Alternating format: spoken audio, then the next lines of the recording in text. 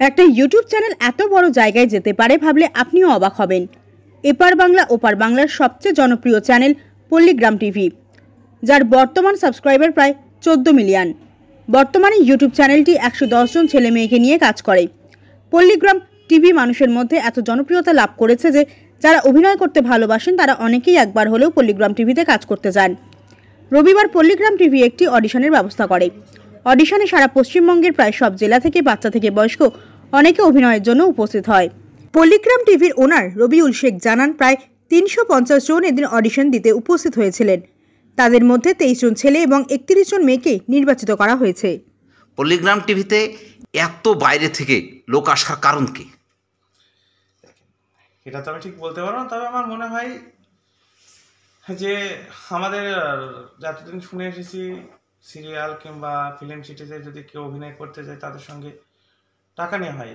এমনকি অভিনয়ের ভূত আমার মাথাতে ছিল, আমিও গিয়েছিলাম, তখন আমার সঙ্গেও মোটামুটি 50,000 টাকার উপরে দাবি করেছিল।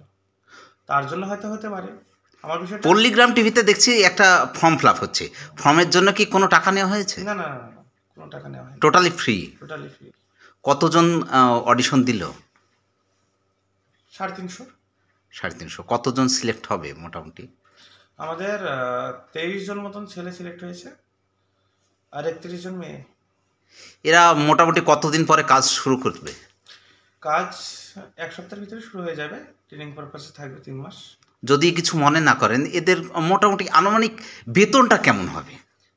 সেগুলো তো বলা যায় না, তবে যথেষ্ট বেতন দেওয়া হবে। ওদের আসা যাওয়া খরচা, থাকা খরচা সেগুলো বহন করতে পারবে।